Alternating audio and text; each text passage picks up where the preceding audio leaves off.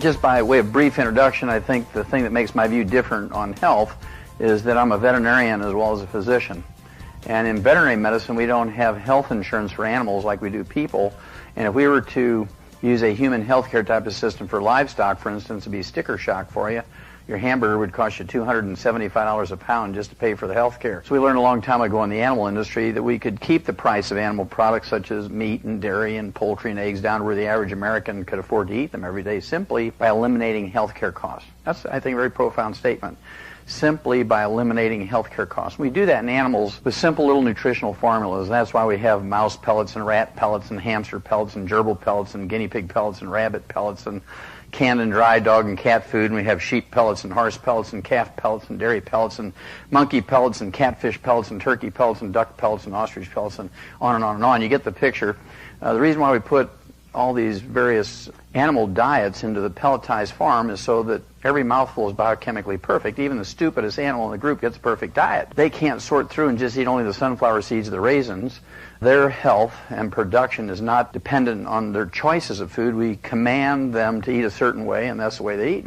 And we get a uniform, projected, expected production. We've been so successful at doing this over the last 75 years that in the animal industry we've eliminated about 900 different diseases that still plague human beings. We've doubled and tripled their historical lifespans in the last 60 years. 60 years ago, if you're old enough to remember, an old dog used to be 10 years old. Today an old dog is 20-something. 10 years ago, an old cat was 12. Today, an old cat's 25 or 30. And we didn't do that with wonder drugs and genetically engineered proteins or stem cells or transplants. We did that simply by adding vitamins and minerals and trace minerals to their food. And that kind of excited me. One more little thing about my background. On a large grant from the National Institutes of Health during the 1960s, I worked with Marlon Perkins from the old Mutual of Omaha Wild Kingdom days. I was one of his veterinarians and worked on this research project. Did over 17,500 autopsies in over 454 species of animals and 3,000 human beings for comparison. And what I learned was, ladies and gentlemen, was that every animal and every human being who dies of natural causes dies of a nutritional deficiency disease. So since 1964, I've been working very hard to get the health industry to appreciate this and not treat nutrition as the stepchild of health, but actually as the front piece of health. And it was not very successful. So I went back to school, Portland, Oregon, became actually a naturopathic physician, which is kind of like an osteopath in Oregon. We're primary care physicians. And we were able to begin in 1978 to use everything I'd learned in veterinary nutrition on my human patients. And I'm here to tell you that the concept of preventing and curing diseases in animals with nutritional formulas works just the same in people. These are the sort of things I would collect to share with my patients. I wanted to give my patients a gift, sort of an incentive or a bribe to come to me as their doctor. And I promised them I'd do everything I could to get them to live to be 100 instead of 75.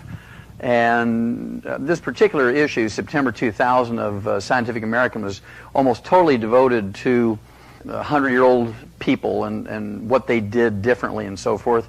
There were articles in there by medical doctors and geneticists and gerontologists and nutritionists, and they were all coming from different directions. So there was a summary at the end telling you what you were supposed to learn by reading all this different stuff. And basically they were editorially scratching their head. They couldn't figure out why the people who lived to be 100 were the ones who were rebellious and didn't listen to their doctor's instructions. The people who followed the doctor's instructions didn't make it to 100. And they couldn't figure out why, and they wanted to do some big research project to figure out why. Well, you don't have to figure too long, because if the medical doctor's advice isn't bringing you to 100, it's not good advice. That's pretty simple. You don't need a $50 million study to figure that out. Going back to April of 1992, 12 years ago, almost 12 and a half years ago, this was a cover article, Time magazine, very profound article. I think there were 6 positive pages on nutrition in this issue. Again, April, I think it was April 6th or April 7th, 1992, the real power of vitamins. And they meant, as most people do when they say vitamins, they mean vitamins and minerals. You know, nobody says, honey, did you take your vitamin B1, B2, B3, B5, B6?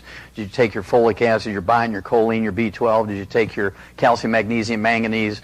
Did you take your phenylalanine and your arginine and your cysteine, your methionine, amino acids? Did you take your omega-3s? People say, honey, did you take your vitamins this morning? And it's kind of this generic shorthand for did you take your supplements. And they use it the same way here because it kind of fit the layout. The real power of vitamins and minerals, et cetera, et cetera. New research shows it may help fight cancer, heart disease, and the ravages of aging. Well, back when I started seeing human patients back in 1978 as a physician, I wanted to have some kind of animal model, being a veterinarian, and a human model to give them so they didn't think it was some outrageous thing that I was coming up with, some pipe dream. And looking around, sure enough, I found a guy by the name of Clive McKay, and he did his research back in the 1920s, and geneticists like to claim him, but he was just a physiologist. He published his landmark papers in 1935, and basically what he did was take 3 groups of rats and gave them the same basic rat pellet of the day from the 1920s, which is quite a remarkable step, because research rats before this rat pellet would only live maybe 6 to 10 months after weaning, when they just feed them rolled oats and carrots and things like that. But once they came out with the nutritional pellet of the day, they lived to be an average of 2 years, and that was just remarkable for research. Well, he was the only guy at that time who was tinkering around with macronutrients, proteins, fats, and carbohydrates, to see what you could do to make the animals live longer. And in group number 2, he gave them the same basic pellet as group number 1, but he cut the carbohydrate calories by 30%, kept the vitamins and minerals the same, and they lived 50% longer than group number 1. Got kind of excited about that. So group number 3, he cut the carbohydrates by 60% from group number 1, kept the vitamins and minerals the same, and they lived twice as long. And they thought they had the answer. Well, it wasn't quite that simple. When they redid the studies in pigs and dogs and monkeys and spiders and all kinds of bugs and birds and things, they found out that the secret was that he kept the vitamins and minerals the same. And the secret to this longevity by tinkering with the food is that you want to have a high level of vitamins and minerals per carbohydrate calorie. That's one of the reasons why low-carb diets are good for you, why they work to help you lose weight but also live longer. Even though people aren't supplementing, they have a modest amount of vitamins and minerals in their diet. And if they cut the carbohydrates, that means their concentration of vitamins and minerals per carbohydrate calorie is going up. And that's the thing you have to look for. Well, I had a very exciting animal model that went back to 1935. Then I wanted a human model. And I ran into a guy by the name of Art Linkletter. How many of you remember Art Linkletter? Yeah, if you're over 40 years old, you remember Art Linkletter. He was a great TV and radio host, and he invented the kids say the funniest things concepts, and he was very funny without saying 4-letter words, so I always appreciated him. And it was kind of interesting, and I ran into him, and I was looking for a human model for 100-year-olds, and he wanted to live to be 100, and there was all kinds of newspaper interviews I ran into. He wanted to be 100, and he got kind of excited about this possibility by reading a 1933 Pulitzer Prize-winning novel by James Hilton called Lost Horizon. Okay, well, Lost Horizon, if you don't remember the book, it coined a term, James Hilton coined a term called Shangri-La. How many have ever heard of Shangri-La? I think most people have heard of that. And this was this mythical place, kind of like a place where you could live in this microenvironment that was perfect, almost like Eden, and you could eat everything there, and you lived a spiritual life, and you could live to be 200, 300 years of age. And it was based on some people in what is now eastern Pakistan in a single valley called Hunza. Art Linkletter hired an eye doctor by the name of Alan Bannock to go to Hunza and find out what their secret was, because at the time, in the 1930s, they were the healthiest and the longest lived people on Earth. Now, the most remarkable thing about the Hunzas is they were a third world country. They had no electricity, no indoor plumbing, no telephones. They had no hospitals, no doctors, no pharmacies, no pharmaceuticals, no prescriptions. I mean, they had nothing. And yet they were the longest lived and healthiest people on Earth. And so Art Linkletter wanted to find out what their secret was. So Alan Bannock goes there, and he really couldn't quite pick it out. He was an eye doctor, didn't know a lot about everything. So he was very good about writing about what he observed, but he didn't pinpoint any particular thing. He just says, well, here it all is, pick what you want. But there are 2 things that were valuable, knowing what we know about Clive McKay's animal models. Number 1, these people live in a single valley at 19,500-foot elevation. If you've ever farmed, you know that when you're above the timber line like that, I mean, kind of like double. The timber line is like 7,000 feet. So we're at almost 3 times the height of the timber line, and nothing grows there. Very hostile environment.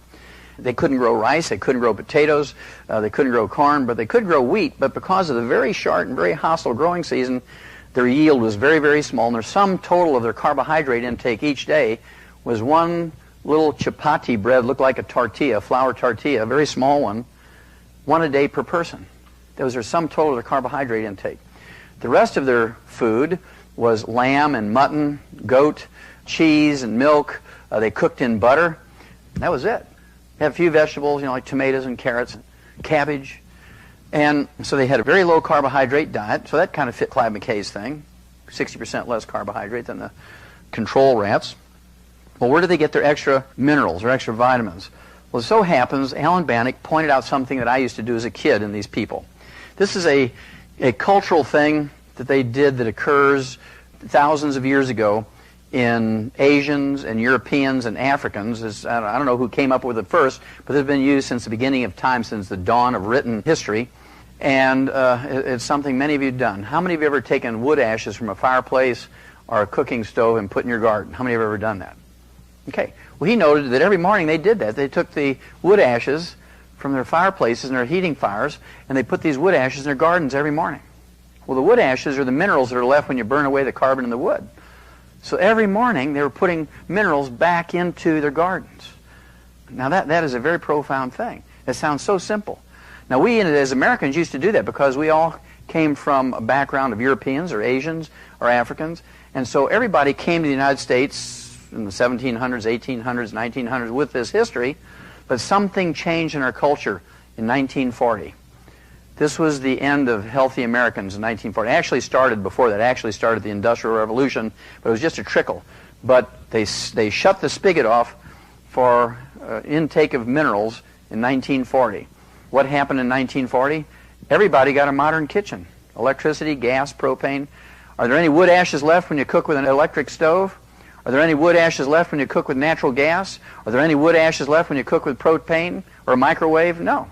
And so as soon as we got the modern kitchen, there was no more wood ashes to put into the gardens. And so our source of minerals dried up just like flipping off a switch. And so we're not eating the same as we did, just even culturally.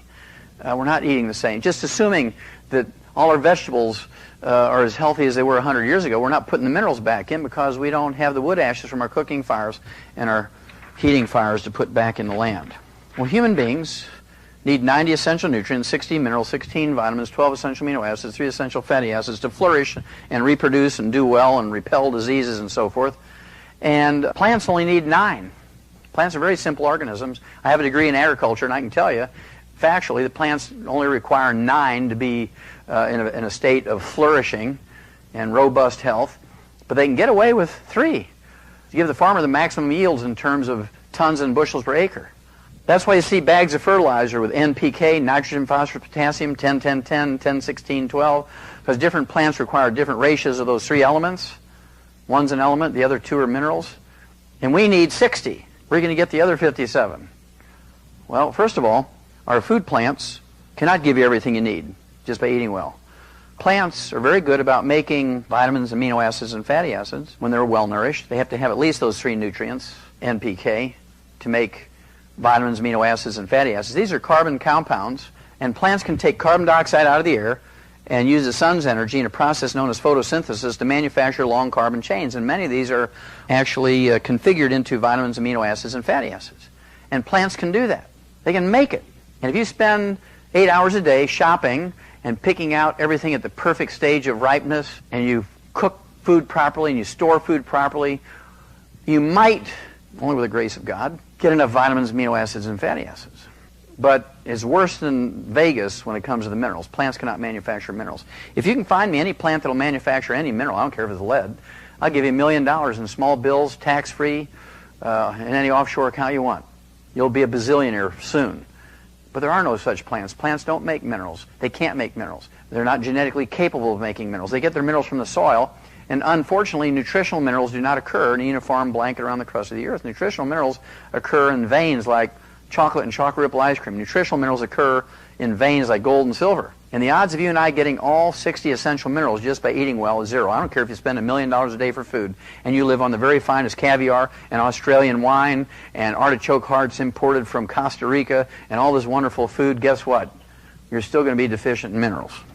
As I told you, I did all this research and found out that every animal and every human being who died of natural causes died of a nutritional deficiency disease. And as you might expect, spending the multi-millions of dollars, actually $7.5 million to do this research, wrote several papers, wrote 75 scientific papers, were published in medical journals, veterinary journals, wrote textbooks, big 1,000-page jobs, and lectured to doctors many times at their continuing education meetings. And I was not successful in getting people who are in a position of authority, either in medical research or the government, You get excited about preventing and curing diseases in people with nutrition like we did in animals. And I knew this was an important concept back in the 60s, and that's why I went back to school, became a physician. Well, this came out just about 40 years later. This is a World Health Organization study. Nutrition, key factor in mortality. Study finds life expectancy closely mirrors dietary factors. Well, look at there, okay? And the most important sentence they had in the whole article was, it says, inadequate intake of 3 key micronutrients, zinc, iron, and vitamin A, is responsible for an unexpectedly high burden of disease. Well, there's 90 essential nutrients. They didn't talk about the other 87. They just talked about 3. Vitamins could help 2 billion kids. This just came out in March of 2004, a couple of months ago. Vitamins could help 2 billion kids. How many people are there on Earth? 6 billion. That's a third of the population. Any doctor, anybody who says that, there's no evidence to support a claim that you can prevent and cure diseases with vitamins and minerals is a fool. How many have ever heard of scurvy? Raise your hand. You can prevent and cure scurvy with vitamin C. How many of you have heard of rickets? You can prevent and cure rickets with vitamin D. What about anemia? You can prevent and cure anemia with iron and copper and folic acid and B12 and many other nutrients. What about goiter? You can prevent and cure goiter with iodine and copper and selenium and tyrosine and amino acid. What about things like osteoporosis? You can actually prevent and cure that with calcium and magnesium and sulfur and many other nutrients. And what about diseases like night blindness? You can prevent and cure night blindness with vitamin A. And then there's beriberi with congestive heart failure. You can prevent and cure that with thiamine or vitamin B1. And then there's a plague with the schizophrenia and all the dermatitis and diarrhea that goes along with that. You can prevent and cure that with niacin or vitamin B3. And I could go through all the 90 essential nutrients, because they're called essential nutrients for 2 reasons. Number 1, our bodies cannot manufacture them, and we must consume them every day, either as food or as supplements. And number 2, if any of them are missing, you get some horrible collection of degenerative diseases, many of which are life-threatening. And so anybody who says there's no evidence to support a claim that you can prevent and cure disease with vitamins and minerals is a fool. And the last place you want to fool in your life is your doctor. If you have a doctor who believes that, I'd get up and leave. I would not go back to them, because you don't want anybody that ignorant in charge of your health. Because, well, my doctor says I can just eat well and get everything I need. Well, that was never true, but, why do people in Ethiopia live to be an average of 29, we live to be an average of 70-something? Is it genetic? No. It's because they don't have a lot of minerals in their soil. Sand. Let's just look. This is actually a study from, just came out this month. It's the June-July 2004 issue of Mother Earth. And it was actually, what they did was take a USDA, United States Department of Agriculture study, where they compared the 1975 to 2004 values in food. And when you look at just wheat, for instance, the calcium content in wheat went down 22% during that time period. When you look at, let's look at another mineral, potassium went down 6%, phosphorus went down 24%. Then you look at calcium in apples, went down 14%. In blueberries, it went down 60%. In onions, it went down 18%. In green beans, it went down 33%. In broccoli, it went down 54%. Wait a minute, but you're supposed to eat broccoli. Eat 3 servings of broccoli a day. Eat 5 pounds of broccoli a day. You get all the calcium you need. So it went down 54%. That means you need to eat 7.5 pounds of broccoli a day to get your calcium. Yay, man, that's exciting. Eat 7.5 pounds of broccoli. I mean, you're going to generate enough gas to run a turbine. You look at iron here. Let's look at iron in apples. It went down 60% in that same time period. In blueberries, it went down 72%. In onions, it went down 62%. Let's see here. In carrots, it went down 57%. In broccoli, it went down 33%. Let's look at vitamin A. Now, the vitamin A is interesting because it's a carbon compound that plants can make if they have all the nutrition they need. They have to have mineral cofactors to be able to make the carbon compounds, right? So let's look at vitamin A. Apples went down 40% in that time period. Blueberries went down 40%. Onions went down 95%. Tomatoes went down 31%. Corn went down 400%. Well, I'm eating plenty of corn, so I'm getting all the beta-carotene I need. Went down 400%. I'm eating cornbread. I'm getting all the beta-carotene I need. Broccoli went down 74%. Vitamin C, legendary, made by plants. Blueberries went down 31%. Onions went down 36%. Spinach went down 45%. They actually checked 12 different nutrients, and they just get a little summary here. One other thing I think was important in this article, in 1992, the USDA, the United States Department of Agriculture, came out and said, if everybody just took the minimum daily requirement of all the known essential nutrients, they're going to reduce the actual reporting level of cancer by 20%. You can reduce cardiovascular disease in America by 25%, reduce arthritis by 50%, reduce respiratory and infectious disease by 20%, and reduce infant and maternal deaths by 50%. If everybody just took the vitamins and minerals. But doctors today still say, medical doctors still today say, you can get everything you need by eating your basic 4 food groups. Just eat variety, have 3 different colors on your plate, and you'll do fine. Well, doctors should be put in jail for 25 years to life because it's reckless endangerment. Through their ignorant pontifications, they have killed more people in all the wars in the world put together. It's going to get worse. It's going to get worse. This just came out June 16th, 2004. UN warns 1/3 of the earth is at risk of becoming a desert. Can you grow good food in a desert? I don't think so. This is a creeping catastrophe. And we're talking about, in the United States, they're talking about losing at least 1/3 of the land that we can grow food on now. There's just no nutrition left in the soil. And so how do we protect people? Just eat better? Eat more broccoli? Well, that's not it. That's not going to work, folks. The only way you can make sure you're getting all these nutrients is to consciously put them in your mouth. You have to supplement. Well, despite kind of a tragic outlook here, there are people who do make it to 100. Percentage-wise, it's very small in the United States. We're the 3rd largest population in the world, but there are people who live long, healthy lives. And again, they tend to be rebellious patients who don't listen to their doctors. They do things that doctors don't want them to do. And they're the ones who make it to 100. And the ones who follow their doctor's instructions exactly don't make it. How many of you had somebody in your family who lived to be 80, 90 years of age? I think most Americans have had somebody, unless they're all horse thieves and got hung early, but, you know, most people have somebody 80, 90 in their family. You can remember back, they'd eat eggs every morning, they'd salt their food, they'd eat red meat, they ate their chicken skin, they used butter, they didn't even have margarine back in those days. And the only exercise they did when they came home from a hard day's work was to fall asleep on the floor in their bib overalls. They didn't even have a lazy boy chair to sleep in. So let's see some of these rebellious people. Ralph Charles from Somerset, Ohio, which is in the middle of the state of Ohio, back in October of 1999, turned 100. And the fascinating thing to me about Ralph Charles was that he was still, at his birthday at 100, was still piloting commercial charter flights, paying passengers around the central part of the United States. To me, he doesn't look like what you expect a decrepit 100-year-old to look like. To me, he looks like he's in his maybe late 70s, early 80s. Had no restrictions on his pilot's license or health papers at 100. And then this gal here, Connie Douglas Reeves, 4 days after this article came out, September 26, 2002, she turned 101 and she was entered into the Cowgirl Hall of Fame because she'd taught 30,000 young women how to ride Western saddles and barrel race. And to me, she doesn't look like a shrinking violet. She doesn't look like somebody who would say, well, whatever you say, doctor, I mean, after all, you're the one with the white coat and the stethoscope around your neck, so I'm here for your advice, and if that's what you say, I'll do it. You know, she's got her shoulders back, her chin's out, and she's just saying, you know, knock that chip off. I mean, anybody who deals with horses for 101 years, that she's been rolled on, kicked, thrown, bit, stomped, and she's standing straight and tall, and you can just imagine a doctor saying to her, Connie, you're 101 years old now. I want you to give up salt. We got to worry about your blood pressure. She said, well, up yours, doc. I've been using salt since before you were born. I'm not going to quit now. You got to give up eggs. We got to worry about your cholesterol. She go, okay, I've been eating eggs forever, and I'm not going to give them up. Well, if she's a little rough for you, you might appreciate Harold Stilson from Deerfield Beach, Florida. In May of 2001, he turned 101 and went out and played golf for his birthday, and he hit a 6-hole-in-one at 101.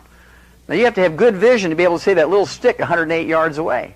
You have to have a good grip on that club, and you have to have good eye-hand coordination to hit that ball, right? Tiger Woods can't even hit a hole-in-one anymore. I mean, he's done since he let him do that arthroscopic surgery on his knee and get that radial keratotomy. I mean, he hasn't won a match since he had those 2 surgeries. He should sue his doctors, whoever talked him into that. I was just in Puerto Rico with my dear wife and a training thing, and this gal here, her name was Ramona Trinidad Iglesias Jordan, and she turned 100. She actually died at 114. She was the oldest living, I guess you'd call her an American, you know, American territory kind of thing, 114. And she looks pretty good for 114. She looks like she's 80 years old. And she lived up in the mountains in the rainforest of Puerto Rico. Never been to a doctor. And they're kind of bragging about that in the newspaper. It doesn't seem to matter what you eat as long as you keep the minerals up and the carbohydrate calories down. This gal here, Dora Ramathebe from South Africa, was born in June of 1881. And I don't know how long she lived because this is a birthday announcement. Didn't keep track of her. Turned 114 in 1995. And when she was asked, Dora, what do you attribute your health and your longevity to? She didn't say I was born in Scripps Hospital. She was born in a straw hut caulked with cow dung. Her mama peed in the dust to make mud to smear all over that child to keep the flies from eating her. How do I know that? Because I lived in South Africa for 2 years and attended many births, even as a veterinarian, because I was the only medical person around. And guess what? That's what they do. She didn't say, I kept my cholesterol down and gave up salt and went to my annual physical. You think she did all that living out in the bush in Africa 114 years ago? No. She ate locusts, grasshoppers, not the tree, pumpkin seeds, tortoise meat, wild herbs, dried fruit, and a cup of coffee. Did she say rice, bread, potatoes, corn? No. She had a very low carbohydrate diet. The only carbohydrate she took in was a little bit of dried fruit, and they don't get much of that out in the middle of the bush of Africa. That's kind of a special thing people give to each other there. Had a very low carbohydrate diet, had some essential fatty acids from the pumpkin seeds, and she got some protein from the grasshoppers and the tortoise meat. She may have gotten some vitamin C and folic acid and beta-carotene from the herbs if she ate them raw when they picked them for maybe green vegetables. Well, guess what they do in Africa? I kind of gave you a hint earlier on. Every morning they take the wood ashes from their heating and cooking fires and they put them in their gardens where they grow their squash and cucumbers and carrots and tomatoes and cabbage. So recycling minerals, low carbohydrate diet. Did she have access to vaccinations and penicillin and all that stuff and great doctors from Harvard Medical School and Mayo Clinic? No. Living out in the bush, couldn't read, couldn't even get an Advil. One of my favorite birthday announcements is a French lady by the name of Jean Calment. In February of 1995, she was documented by the Guinness World Book of Records being the oldest living woman at that time. There were hundreds of women who claimed to be older than she, but she was the only one that had the paperwork to prove to the satisfaction of the Guinness World Book of Records that February 21st, 1995, she was in fact 120. February 21st, 1996, she turned 121.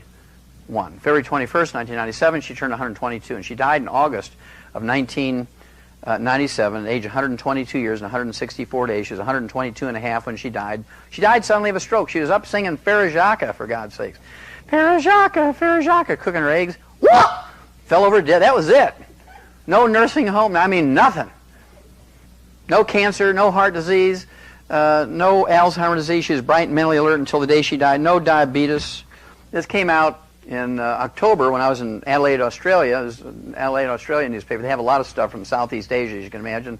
This guy here, a tiger hunter, a Cambodian tiger hunter, said to be the world's oldest man, has died at the age of 122. Sek Yi, who is also a martial arts expert, attributed his longevity and that of his wife, Long Uk, 108, to smoking and prayer. Well, I can go for the prayer part, Pastor Joe, but I want to know what he was smoking and if he inhaled. There's also a Sydney, Australia newspaper, also in 2003, a Brazilian believed to be the world's oldest woman, has died at age 124. Maria Etelvina dos Santos died of a stroke in Salvador. Her birth certificate said she was a descendant of African slaves born in June of 1878. Was she born in Scripps Hospital? Did she have vaccinations and penicillin? No, she was born in a straw hut caulked with mud, and since her parents came from Africa, her mama peed in the dust to make mud to smear all over that child to keep the flies and mosquitoes from eating her. Turned out to be how many people in San Diego have lived to be 124? Here's a gal who made it to 120. I don't know if she's still alive, maybe. She's a gal by the name of Elizabeth Israel. And this was back in January of 2001. She was born in 1875. She was born in the Caribbean, on the island of Dominica, according to her birth and baptismal records. Well, how do these old people have so many birth records? That's because the Spanish set all that stuff up in 1541. They set up a birth certificate system. Anybody who was involved in the Spanish churches got a birth certificate. Here in the United States, they say, well, yeah, so-and-so claims to be 130 years old, but they don't have a birth certificate. That's because they were born in 1905. They still weren't issuing birth certificates in Beanbag, Iowa, right? Okay, one last one. I think you'll get the message here, and then we'll move on to the meat of this thing. This gal here, Mazumi Dusti from Iran, back in January of 1995, and this her obituary is published in the Rocky Mountain News out of Denver, Colorado, said that she died at age 161. That seems pretty outrageous, but you have to actually give some credibility to this obituary because she was survived by 6 living children ranging in age from 120 to 128, and none of them had left home to go to college yet. They were still babies. Her oldest son said his mother had never visited a doctor. She never took any prescription medications. She only used herbs during her life. There's messages all over these birthday announcements and obituaries, ladies and gentlemen. None of them are just swooning over their cholesterol-lowering statin drugs. None of them are swooning over eating egg beaters. These are all primitive people. There's clues here. But what do primitive people do every morning? They take the wood ashes from their cooking and heating fires and they put them in their gardens. We have electric stoves. And so how do you replace what we gave up for the convenience of a modern kitchen? You have to consciously supplement and put them in your mouth. If you don't do that, you're doomed to suffer all the terrible diseases you can suffer from. Now, geneticists tell us we can live to be well beyond 100. We have the genetics. I don't care if everybody in your family died at 35. Everybody in this room has the genetics to live well beyond 100. The short version of why we don't is because we do too many bad things and not enough of the good things. I mean, that's the shortest way I can say it. It's always amazing to me why people go to medical doctors for advice on health and longevity. I have to ask my doctor. I just hear that so many times I want to choke people. In my tape, Dead Doctors Don't Lie, I said the average medical doctor lives to be 58. And medical doctors, I mean, they just got so hysterically angry with me. You can't believe how angry they got with me with that. I mean, they called me every kind of name you could call another human being and reported me to every agency they could think of, and some they made up. And they didn't want to believe me, which I did a survey. I took all these obituaries in medical journals and added them up the ages and divided by the number of doctors, got a simple average and said doctors live to be 57.6. I rounded up to 58, gave them the benefit of the doubt, and they did their own study. Came out 3 years later, 1999, so Wallach was wrong. The average doctor doesn't live to be 58, they live to be 56. Wallach was a liar. And so why do we go to medical doctors for advice on health and longevity when they only live to be 56? I mean, it's outrageous. I mean, you wouldn't do that in any other industry. Why would you go to Mr. Goodwrench to have your car maintained if the word got out that his cars that he maintained only went 5,000 miles before they burned up? The reason is twofold. I pondered on this a long time. They have convinced everybody they're the go-to people. I mean, you can't even put on a Band-Aid without asking your doctor. I mean, where are the medical doctors? I mean, we have to get everybody to fight for insurance, right? Because there's 30 million people in America without health insurance. I mean, the country's doomed without health insurance. Secondly, they've been able to relegate all other health practices, even 10,000-year-old ones like Ayurvedic medicine from India and traditional Chinese medicine. They've been able to relegate them to quackery. They've been able to convince the government that they're the go-to people. Chiropractors and naturopaths, acupuncturists, Ayurvedic medical practitioners, these guys are all quacks. Insurance can't pay quacks. If a patient goes to them, we got to put them in jail for practicing medicine without a license. They have politically and financially been able to kill their competition. Now, the Sherman Antitrust Act was actually put into law in 1895. Any industry that does that gets knocked down.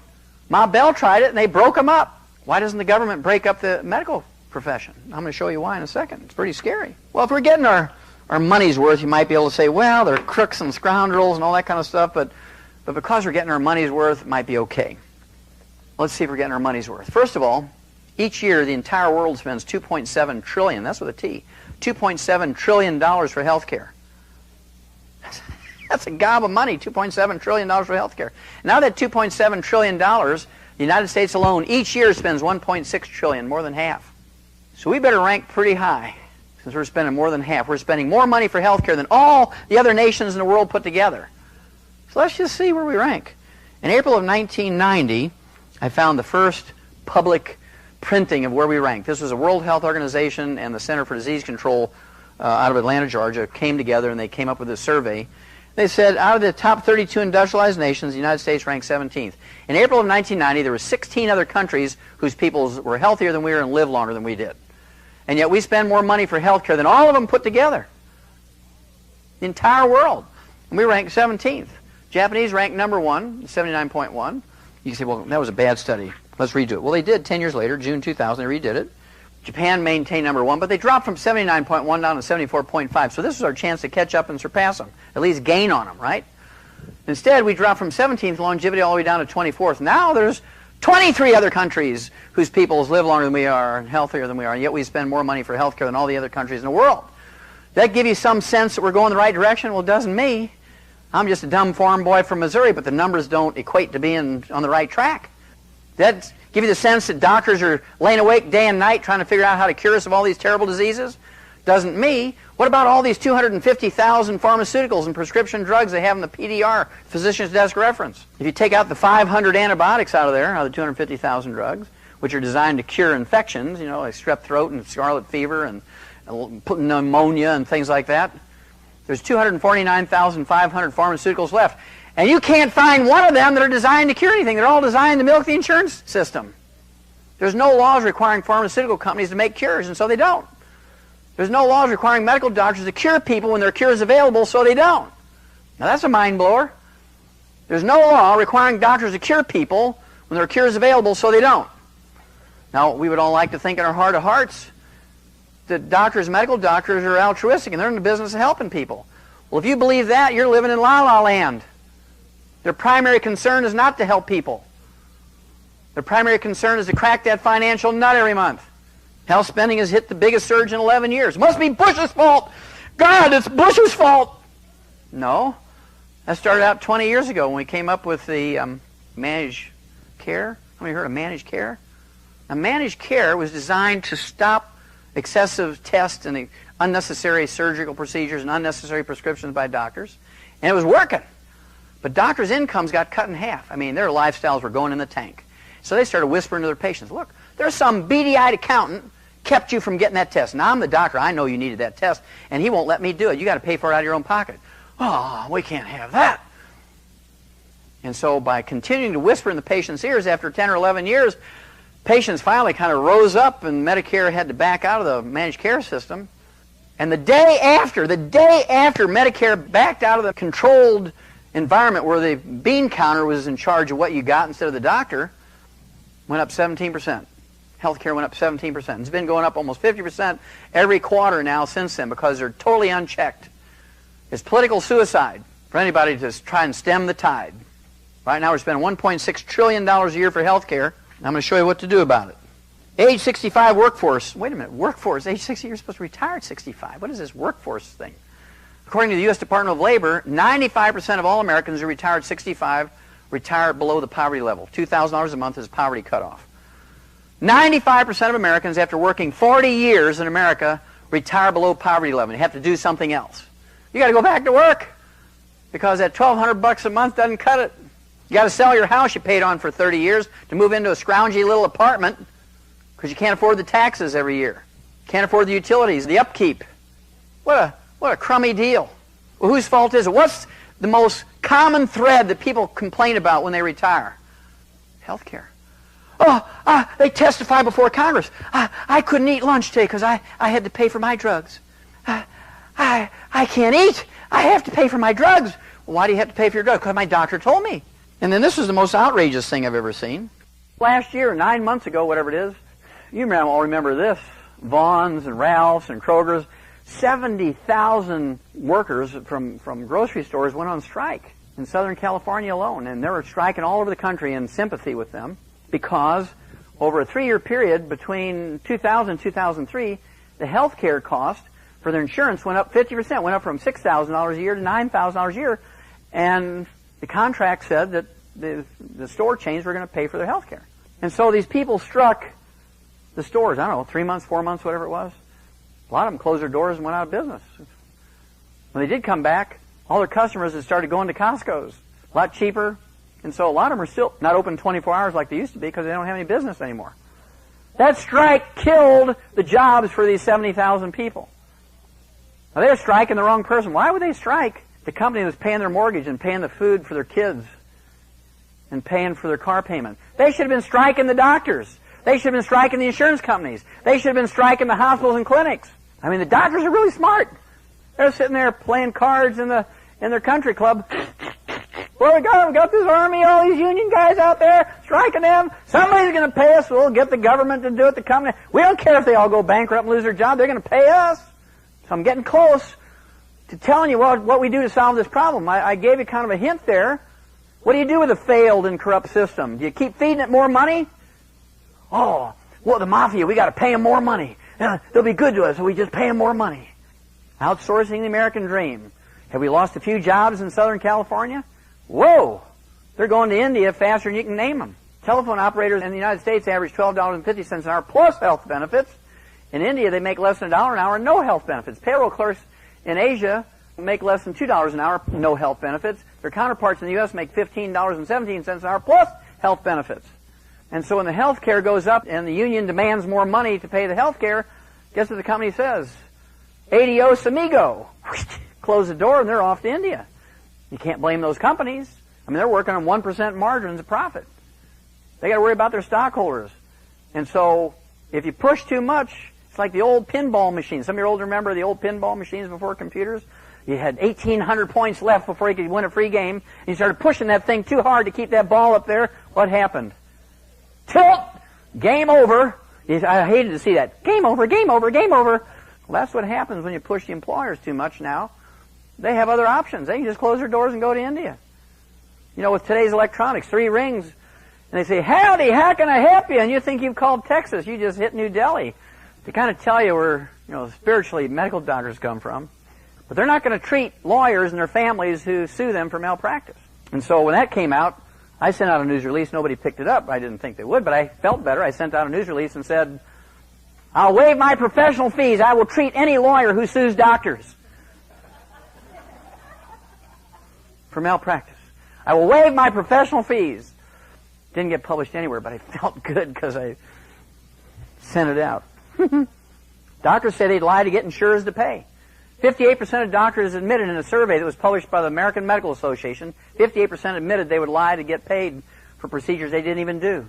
They admitted they would lie to get paid for procedures that they did do that the patient didn't need. Now, doctors are the only people who don't have to go to a bank when they need money.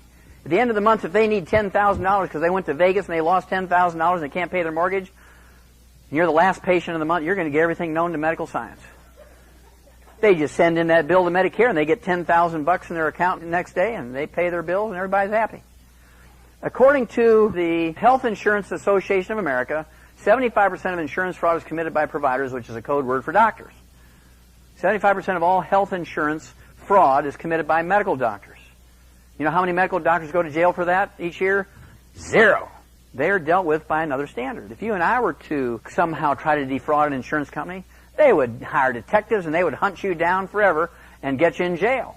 The medical doctors do it with impunity. Health insurance companies write it off as a cost of doing business. And guess who picks up the difference? Look in the mirror sometime. You're the one picking up the difference. So we should be striking them. We have a history in America of doing that kind of stuff. We have a history of rebellion. I don't suggest you pick up rifles and go shoot doctors, although sometimes I feel like it. But what I'm suggesting is this. Let's do what we've done in other industries. 60 years ago, when the automobile industry began to crank down on people, look, you're having a Ford car, you got to come to a Ford dealer. We're the only go-to people for a Ford car.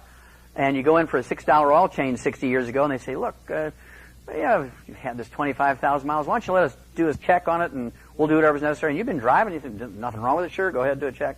And you come back, it's a $300 bill. You say, what? It was supposed to be $6. Well, you told us to check it out. You gave us permission to do that. It's $300 because we rebuilt the transmission, we did the carburetor, all new brake shoes, blah, blah, blah, $300. And they wouldn't give you the key until you paid your $300. But you didn't go back because you demanded, some redress from the manager. And he said, well, no, we did the work. You got to give me the money before we give you the keys. And so people started going to junkyards and garage sales and flea markets. They'd read books on how to maintain their own cars and change their own oil and do all that kind of stuff. They stopped even thinking about going to the dealerships.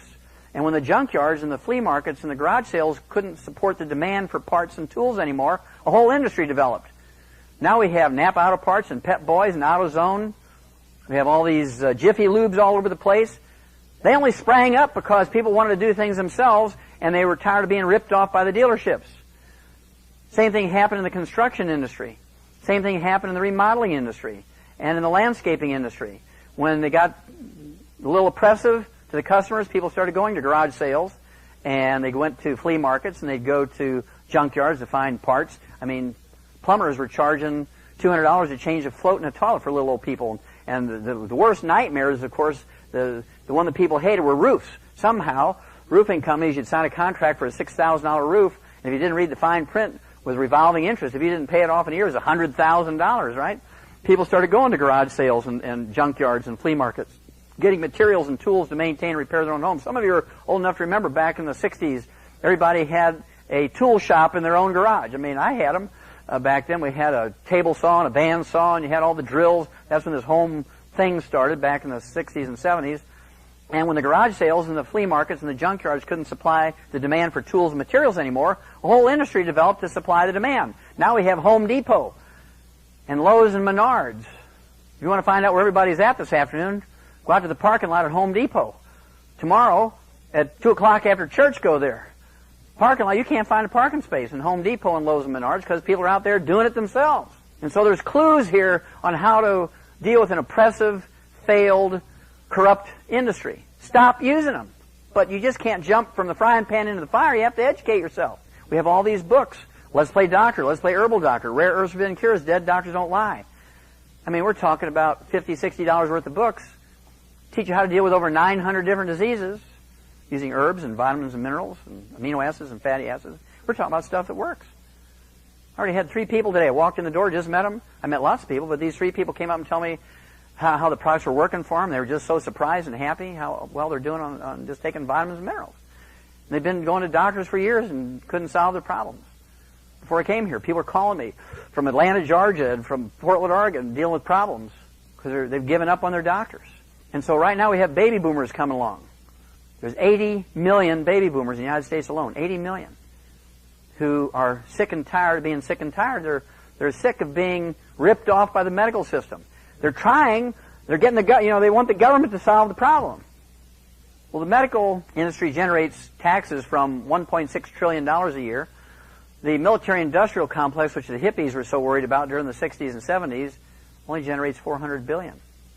1/4 of what the medical system. Who has the most power, military-industrial complex or the medical system? Clinton tried in his first term, in the first year of his first term, to deal with the medical situation. And they chewed him up. The office of the president, with all the power and prestige and all the departments and money available to the president to solve a problem, it only got worse. They just snubbed their nose at him. Not because they were Republicans, but because they weren't going to let the President of the United States interfere with their cash flow. And so we have to do this, because nobody else is going to do it. First thing I want to talk about is exercise. Whether you believe it or not, how many of you have heard that exercise is good for you? If you don't raise your hand, you're a liar, a communist, or you're asleep already, because I know that you've all heard that, right? Well, this is me when I was 18 years old. Look familiar? Didn't have a gram of fat on me. I was mean as a burnt bear, and I was tough. I was like a rock, and I could do anything. I knew it because I knew it. And I could, in addition to farm work, I'd spend a lot of time during school when everybody else was eating lunch. I was running up and down the stadium stairs. I was weightlifting.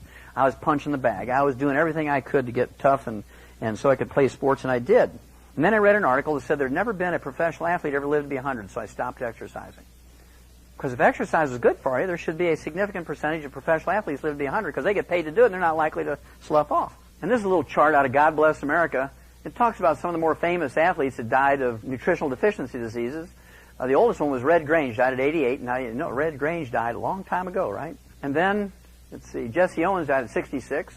Jim Thorpe died at 65. Babe Ruth died at 53. Lou Gehrig died at 38. Wilma Rudolph, 4 gold medals in track, died at 54. Babe Zaharias, one of the greatest female athletes ever, died at 43.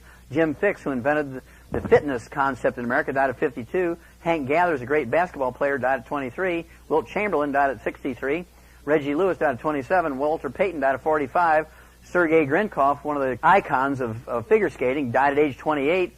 Flojo died at 35. I don't believe a seizure killed her. I think something else killed her. Don Drysdale died of a heart attack. Great baseball player at 56. Corey Stringer, football player, died of heat stroke at age 27. And according to the Center for Disease Control of Atlanta, Georgia, each year in America, somewhere between 75,000 and 100,000 Americans under the age of 30 drop dead while they're exercising. Car accidents only claim 57,000. Of those 57,000, 17,000 are killed by drunk drivers. Look at all the hoo-ha we have about accidents in cars. And doctors are instructing people to exercise. And it kills more people in car accidents. It doesn't start out you're healthy and you die. How many of you are boxing fans? Anybody here a boxing fan? Okay, a few. Remember Roberto Duran? No mas! No mas! And this is about 10 years ago, I think, somewhere around there, 10, 12 years ago. Not a championship, but 100 fights, many championship fights. He was in a championship 12-round fight with Sugar Ray Leonard. I think it was in the second round, third round, something real early. He just got up and said, I don't want to do this anymore. They spent millions and millions of dollars in advertising. Caesar's Palace in Vegas. I mean, there were, I don't know how many hundreds of millions of dollars worth of bets, and he just said, that's it, no mas, I don't want to do this anymore. I don't like boxing anymore. It's a cruel sport. Elite athletes face this hazard. I already talked about this guy, and he barely made the cut on this latest by two strokes. I mean, they were sweating. him even getting in. He's going down, folks. I just spent a weekend with these guys, with Ted and Angela. Talk about talent. These guys had all the talent in the world when it came to basketball, and they still lost. They got beat by the punk team. You think they lost because they didn't have talent? You think they lost because they didn't want to win? You think they lost because they didn't practice? If you look historically at this situation, it happens a lot, where they draft some big stars, and then it didn't work. You know, here's a whole bunch of teams that hire these big stars at the beginning of a season to try and make something happen, and it didn't happen. That's a little picture of Theo Ratliff from his own website. Theo Ratliff's a very interesting guy. In 2000, 2001, he missed 79 games. His career was over. He had the best orthopedic surgeons tell him his career was over. His right shooting wrist turned into dust. There was nothing bigger than a BB in there. I mean, none of his bones were in any shape. They couldn't even put wires or nothing in there. He had the cartilage came loose in his hip. They had to go in and do a hip surgery. His other hip was just as bad. Bone-to-bone arthritis in both knees. He was only 28 years old. His career was over. And he happened to hear some of our distributors talking to another player in the locker room. He says, hey, you think that stuff will help me? In 3 months' time, all his pain went away and his range of motion came back. 3 more months, he felt so good, he tried back out for the team and he got his old position back. This guy, who 6 months earlier was told that his career was over. He had all these terrible degenerative problems, his career was over. Well, the last 2 years, he's been the shot blocking champion, the super defensive star in the NBA, and that's impossible. All his orthopedic surgeons said so. Well, we put him back together just using vitamins and minerals and trace minerals and rare earths and amino acids and fatty acids. So I'm going through a progression here. You've gone through the emotional failures, physical failures. Remember I told you Jim Fixx was a guy who started during the 1970s. He started the whole fitness thing. Up until Jim Fixx in the 1970s, nobody but people who played team sports worked out. The average housewife didn't go in for aerobics and yoga. The average, Joe Carpenter, the average working man didn't work out. Came home and drank a beer and passed gas and watched TV. That was his life. His great excitement was if he, won a case of beer at bingo. Jim Fixx came along and said, hey, if you run 10 miles a week, we'll keep your arteries clean and you don't have to die until you're 100. And he personally, consciously, in all his writings, stayed away from vitamins and minerals because when he lived to be 100, he did not want anybody to say, well, how do you know, Jim, it wasn't the vitamins and minerals? He wouldn't even eat enriched bread. And he died at 52 of a cardiomyopathy heart attack, a simple deficiency of the trace mineral selenium. Well, this fellow here, Brian Maxwell, was one of his proteges. He believed in Jim Fixx like you just have no idea how much he thought of Jim Fixx. He thought he was like another father to him. He invented the power bar. There was no such thing as a granola bar until Brian Maxwell. He invented them in 1983. Actually, it was his girlfriend who was a nutritionist because they kept hitting the wall in their marathons. At about mile 18, they'd hit this wall and they'd have to walk. No matter how well they were trained, they just couldn't go anymore. And he was the one who invented the carb up thing. And I eat spaghetti before the big race. This is the guy that came up with that. He just died in March of a heart attack, cardiomyopathy heart attack at age 51. He'd won 14 world-level marathons in the Olympics, World Games, International Marathon, 14 of them. He placed in the top 5 in 100 of them in his lifetime. And he died at age 51 of a cardiomyopathy heart attack, a simple deficiency of selenium. And so when he died, we got on the computer and we looked up the analysis of power bars. There's just nothing but grains and some honey and sugar and stuff like that. It's an energy bar. It's a power bar, energy bar. No selenium. Okay, one more clue. Well, 2 more clues. This is a small study, only 158 sudden deaths of young athletes. This is from 12 to 40. And of the 158 sudden deaths, 48 of them were in basketball. Only 1 was in boxing. Isn't boxing a more dangerous sport than basketball? Not according to this.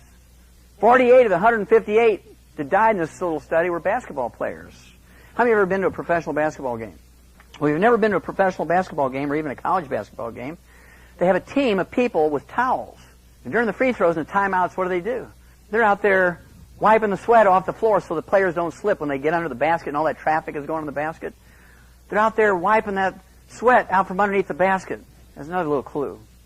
June 9th, this gal here, Rolanda Pierce, 19 years old, 6'5", Florida State University. She was going to be the big savior of women's professional basketball when she graduated from college. I mean, she was the big up-and-comer. She died of a ruptured aneurysm at age 19. Ruptured aortic aneurysm. A copper deficiency. I mean, we eliminated ruptured aneurysms in turkeys in the 1950s. She died of something that even a turkey wouldn't die from. I guarantee you, she had the finest Sports medical doctors, she had the finest trainers the money could pay for. But she died of something that a turkey wouldn't die from. Because I guarantee you she was just living on Coca-Colas and curly French fries. Doesn't seem to matter what sport it is. Gray Lundy from Newport Beach, California, died at 14 of a cardiomyopathy heart attack, training for water polo. This gal here, Helen Moros, the top runner, smoke-free, top marathon runner in Australia, died at 35 of a cardiomyopathy heart attack. Does she look healthy to you? She looks like an escapee from a death camp in Germany to me. I mean, look at her arms. I mean, she does not look like a healthy person. We talked about Sergei Grinkov, age 28, died of a cardiomyopathy heart attack. The darlings of the pairs figure skating world. One more, maybe two more, then I'll tell you why. Reggie Lewis. At 27, he collapsed with a cardiomyopathy heart attack. They diagnosed it correctly, cardiomyopathy heart attack, a simple deficiency of the trace mineral selenium. They got 12 cardiologists from around the world, the top 12 cardiologists from around the world, and they paid them $1 million each to refer, this is the Celtics, they paid them $1 million each to refer their patients out to other doctors so they could devote their full time to saving Reggie. He was their top financial player, and they wanted to save him, get him back in the game, and they were arguing amongst themselves who's going to do the transplant, who's going to give him a pacemaker, could he play with a transplanted heart, could he play with a pacemaker if they put it in the right position, and all that kind of stuff. And while they were arguing about this, he dies. 3 weeks later, he dies. Second cardiomyopathy heart attack. Well, if you wait long enough, justice has a way of coming around, right? God works in mysterious ways. The chief, the captain of the dream team of cardiology, the medical doctor who ran the Boston Marathon all the time, he wasn't a couch potato. He was the designated sports medical doctor for the people who ran the Boston Marathon. He taught cardiology at Harvard Medical School in Boston. One Dr. W. Thomas Nessa, a year and a half after Reggie died, at age 48, dies of the same thing. Dr. W. Thomas Nessa, a member of the dream team of cardiologists who treated the late... I mean, I'd have been embarrassed if I was part of his family to put that in there. I mean, this guy's malignant dumb. Died Saturday in his home, and, prophetically, he lived in a town called Dedham. Age 48. Now, if your cardiologist dies of a heart attack at age 48, how much belief should you have in him? But people say, oh, isn't it terrible that Dr. Nessa died of a heart attack? And they'll keep following his advice. Now, if he was my cardiologist and died at age 48 of a heart attack, if he said no salt, I'd be taking the top off the salt shaker and guzzling salt. If he said no eggs, I'd eat 25 a day. If he said exercise was good for you, I'd lay there and I wouldn't even blink. I would not do anything that resembled exercise. Because I wouldn't want to get what he got. If that's what you get for following what he was saying, I wouldn't want to do it. Well, the hint is, of course, athletes sweat more in 5 years than couch potatoes do in 75 years. You know there's more librarians live to be 100? There's never been a professional athlete ever lived to be 100? It's pretty scary. Now, when I showed that to these guys in Vegas, I mean, they really got concerned. Also, carbonated drinks will increase your risk of osteoporosis and fractures by 500%. I stood up there on the stage and I told them, if I was a trainer, if I was an owner, I would not even let my players in the same room with carbonated drinks. Because they're big problems. The reason why they fall out, joint problems, bone problems, ligament problems, cartilage problems. They're not sitting there guzzling all those carbonated drinks. Doctors lack proof that too much salt is unhealthful. This came out almost exactly 7 years ago. This was presented at the annual meeting of the American Heart Association in Portland, Oregon. After years of telling healthy people that too much salt isn't good for them, researchers still don't have solid evidence to back up that claim. Now, what does a good farmer or rancher put out for his livestock? Salt block or salt lick, right? There's nobody out in the pasture telling a cow she's limited to 1 lick a day, is there? I refuse to believe my human patients were dumber than a cow. Now, look, go ahead and salt your food to taste, salt your body. Don't worry about it. Well, how do I know if I'm getting too much? Well, it won't taste good. That's a high-tech answer, right? If it tastes too salty, don't eat it. If it tastes good, eat it. That's very simple. Works like a charm. Salt has nothing to do with high blood pressure. Genetics has nothing to do with high blood pressure. None. Nothing. That's the first thing they say. Do you have anybody in your family with high blood pressure? Yes. Okay, you're going to get blood pressure medication. Well, I don't have high blood, but it's in your family. Genetics has nothing to do with it. Salt has nothing to do with it. In fact, the government spent $30 million in what they call the Sodium Task Force, and this came out in 1997. And the bottom line, it said, the study found that people who limited their salt intake to 1,000 milligrams or 1 gram a day, which was what medical doctors recommend to you, the people who followed the doctor's instructions had 6 times more heart attacks, 600% more heart attacks than those who defied their doctors and ate double that amount of salt. It's a government study. And they're trying to prove that salt was bad. You had to get rid of salt. They couldn't do it. Because it's not true. Salt is an essential nutrient. If you get too much, you won't like it. So what causes high blood pressure? High blood pressure is caused by a simple deficiency of a single nutrient. Now, we've eliminated that deficiency in animals. Pigs and horses and cows and canaries and parakeets and dogs and cats and salamanders and crickets can all get high blood pressure. But they don't get high blood pressure not because they don't have the genetics to get it. They don't get high blood pressure because, remember I said we got these little pellets? Because we don't have insurance to pay for calcium channel blockers and beta blockers for dogs. And so we just put that little mineral and all its cofactors in those pellets called calcium. You can drink 50 gallons of milk a day and you can't get enough calcium to lower your blood pressure. You can eat 25 pounds of cheese a day, you can't get enough calcium to lower your blood pressure. The only thing that will happen is you'll be so constipated you need a jackhammer to have a bowel movement. If you didn't have hemorrhoids, you're going to get them. And so as part of our basic program, the basic program with all the known essential nutrients to support maintenance and repair, is a mindless thing. You don't have to, let's see, I need 2 of these and I got my ratios and 40 bottles of this. And we've done it all for you. $100 billion worth of research. We put it in those bottles. Obesity, quickly, 62% of Americans are overweight, 40% are obese. And, there's all these diets. There's the Adkins diet. There's the South Beach diet. There's the Zone diet. And all they do is parse words on percentages of low glycemic carbs and fat. And they're, I like 20%. No, I like 22%. It's going off the stick. Nothing is touching it. Well, my wife and I are finishing up a book because we know the cause of obesity. I mean, veterinarians know the cause of this because when you put an animal into the feedlot, when you put a steer in the feedlot, what is your goal? Make them fat. Prime beef is fat. We know how to do it. We know the technology to do it. And when you reverse engineer it, you can make lean beef. Oh, I mean, that's mysterious. We've been doing this forever. So I got tired of just telling everybody. Goes in one ear and out the other. Some people listen, take the ferret fat pack, lose a few pounds, right? But there's a lot of technology in that ferret fat pack. It's just not another diet because it's been engineered to work based on what they taught me in 4 years in agricultural school and 4 years in veterinary school and 45 years of experience. When that book comes out, it's going to be a shocker to everybody because it's going to be so far different than what anybody else is doing because none of them have even come close to the cause of the problem. They're just trying to deal with the symptom, fat. The reason why people get fat again is because they haven't dealt with the basic systemic problem. Obesity on track is #1 preventable killer. Ooh, that's important. Well, here's the secret of obesity. If you recognize what's going on in that picture, there's a work wagon of a little Amish farm in Lancaster County, Pennsylvania, Intercourse, Pennsylvania. That's off a little Amish farm. And I walked onto the farm and I said, what do you feed your horses? Oh, we just give them ground corn and whatever they can get out of the pasture and a little bit of hay. Well, you got a problem. He said, yeah, they get lame all the time. I want you to look at that wagon. You see anything wrong with that wagon? Yeah, I heard him say it chewed up. That's right. Those horses have chewed that plank out of that wagon. That's where the farmer would jump off that wagon all the time with a sweaty hand, impregnated that wood with salt. Now, why were those horses chewing on that salty wood? Because they're minerally deficient. It's called pica. How many of you have heard of the term pica? Pregnant women do that all the time. They'll eat dirt. That's so common in the south part of the United States. They actually sell clay in little bags. You can get white clay, blue clay, red clay, yellow clay. They sell it in the grocery stores because pregnant women have cravings. How many of you have heard of pregnant women getting cravings? Okay, any woman who's ever been pregnant has a craving, right? That's because the baby is stealing minerals from the mother and she's not taking them in fast enough to replace what the baby's stealing from her. We've been taught that it's socially unacceptable to eat dirt and chew on the furniture, so we eat snacks. If you're that hungry and you're eating dirt, or you're eating dirt as a kid, bam! Don't do that. You'll embarrass me. If you're that hungry, go in there and eat a moon pie and a RC. Get them potato chips. Now, this is not a secret. The snack food industry knows about all this stuff. They engineer their food. The motto of Lay's potato chips is what? Written right on the bag. You can't just eat one. Because they engineer it. When you open that bag, you're going to eat the entire bag and you're going to look for a second bag. It's engineered for that. It's not a mystery. And so, if every kid who had these cravings, you all know them, especially during a holiday, you've just eaten a 7-course dinner, and you open up that refrigerator and you're standing there staring in there.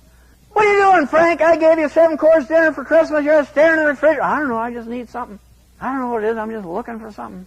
Because calories don't solve the problems of a mineral deficiency. When you take minerals, you're not really hungry anymore. And so it's really easy to cut back on the food because you're not hungry anymore. I'll just show you 2 gals. This gal's from Nashville, Tennessee. Ann Halsenbach. Lost 90 pounds, 11 months. Good-looking lady. Did great. And I like this little gal. Terry Mooney from Fenton, Michigan. Lost 60 pounds in an 8-month period. She went from this, kind of like I'd say a farm wife kind of look, to this same girl. She's only 25 years old, but she looked like she's 40 years old, farm wife. Look at her now. And so we have thousands of people, both men and women, who've lost a lot of weight. Diabetes is an epidemic. Diabetes is an epidemic. It kind of goes along with this obesity thing.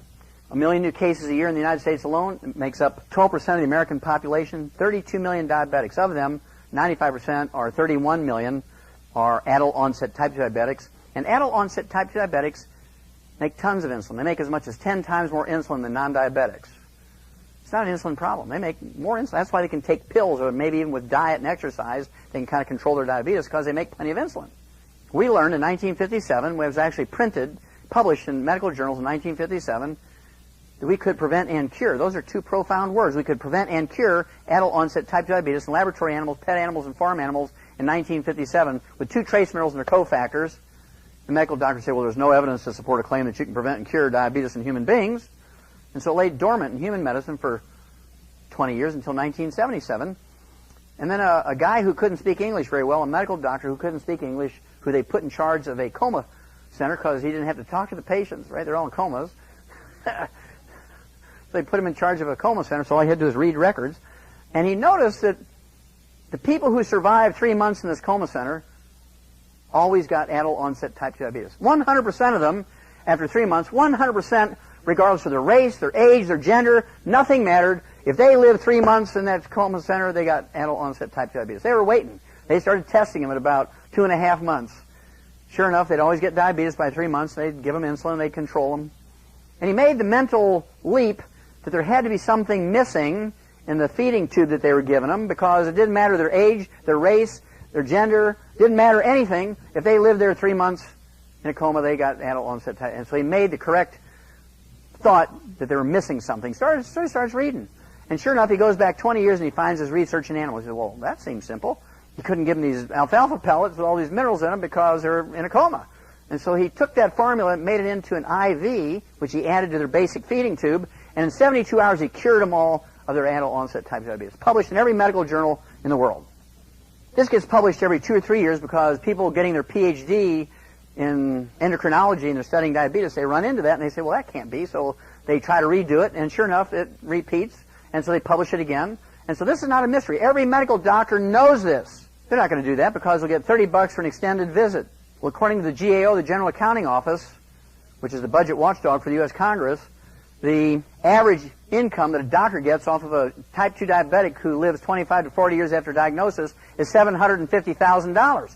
There's no law requiring him to cure people when there are cures available. So which way is he going to go, $30 or $750,000? Now, you don't need to be a rocket scientist to figure that one out.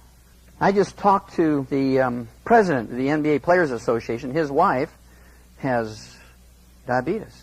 I just asked her one question. Do you drink soft drinks? She said, oh, yeah, I'm a Coca-Cola alcoholic. I have to have 20 or 30 a day. Well, look at this. This is a study on 91,000 women over 8 years, 91,000 nurses over 8 years. Women in the study who drank at least one sugar-sweetened soda were 85% more likely to develop type 2 diabetes than ones who just drank water or even Diet Coke. 85% increase. You're going to get it. If you drink one Coca-Cola a day, it's just a matter of time. If you drink 2, it's going to be faster. If you drink 3, it's faster. But if you just drink 1 a day, you have an 85% chance of getting diabetes. And you know, when you talk to people about oh no, my doctor says genetic. Whatever turns your crank, cut way back on the carbohydrates, eat 6 small meals a day with animal protein in them. Watch what happens. Weight goes down, blood sugar goes down. You live a normal life. Well, I have to ask my doctor permission. Okay, last one is arthritis and osteoporosis. According to the Center for Disease Control, 85% of Americans after the age of 50, or by the age of 50, already have osteoporosis or arthritis of one type or another, to one degree or another. There's not a single medical treatment designed to prevent or fix it. Aspirin, Celebrex, Vioxx, Tylenol, ibuprofen, Advil, Aleve, methotrexate, gold shots, prednisone, cortisone. None of them fix it. They all have terrible side effects, many of which are life-threatening. And cure arthritis and osteoporosis in animals over 300 years ago in Europe and over 1,000 years ago in Asia. So why don't doctors use that? Well, there's no money in it. Remember, we already said there's no money in the cure? If Doc Smith were to cure all his patients of arthritis and osteoporosis today, and the word got out, he was curing people, the line would go around the earth 3 times. And he'd have one heck of a good month. But what would he do for the rest of his life? He'd be broke because there's no money in the cure. The money is in milking the insurance program. If you follow your doctor when it comes to arthritis and osteoporosis and other degenerative diseases, this is what you're going to look like by the time you're 75, 80 years old. Yahoo! And then I look forward to that. Man, oh man, diabetes, back surgery, hip replacements, knee replacements, bone spurs, high blood pressure, Alzheimer's disease, triple bypass. I'll bet you he was a very... Whatever you say, doctor. Now this problem starts when you're young. This problem starts when you're weaned off of milk. I see so many kids today, thousands of them a month, thousands a month. Oh, he has Charlie horse. Is he 3 years old and he has leg cramps and the doctor says it's growing pains? I know it's something different. Well, you give him any supplements? No. Are you giving him apple? Oh, he loves apple juice and orange juice and grape juice. I mean, he just lives for orange juice and grape juice and apple juice. Well, how much calcium and magnesium and boron and strontium and silica are in there? How much sulfur is in apple juice and grape juice? None. This is out of Australia, but this is absolutely true. I just like this because of the little red, this island of Tasmania. 3/4 of young Australians and Americans aged 12 to 15 are not getting enough calcium. 75%, because they're all living on bottled water. They're all living on apple juice and grape juice, and worse yet, oh yeah, Sunny D, Sunny Delight. Yeah. There's only 2% juice. It says right on the label, 2% juice. The rest of it's sugar water. But every kid loves it because they got great advertisement on TV. I have to have my Sunny Delight. Crack. This is the one that really shook up the players. Arthroscopic knee surgery for arthritis is worthless. Yet the 5,000 doctors in America who specialize in arthroscopic knee surgery for degenerative joint disease, in 2001, their income from that one procedure is $1.5 billion. Why would they give it up? There's no law requiring them to give it up just because it's useless. Last slide. This is one you've been waiting for. Osteoporosis strikes both sexes equally. Since 1958, doctors wanted you to believe that osteoporosis was primarily a postmenopausal woman's problem. Whether you believe it or not, how many of you have heard that? If you don't raise your hand, you're a liar. You're a commie. You're asleep. Because I know you've all heard it. But osteoporosis strikes men equally with women. How come you men aren't being shuttled through getting your bone density test like women? Well, because doctors make too much money on HRT, kickbacks.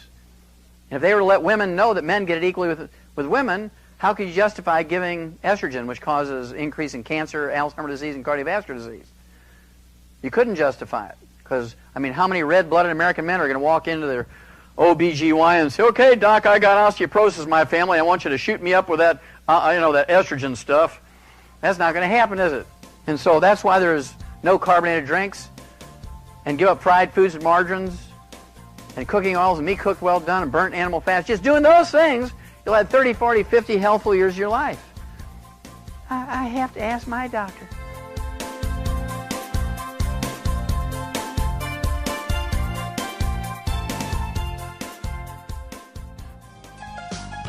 Information and statements regarding dietary supplements discussed have not been evaluated by the Food and Drug Administration and are not intended to diagnose, treat, cure, or prevent any disease.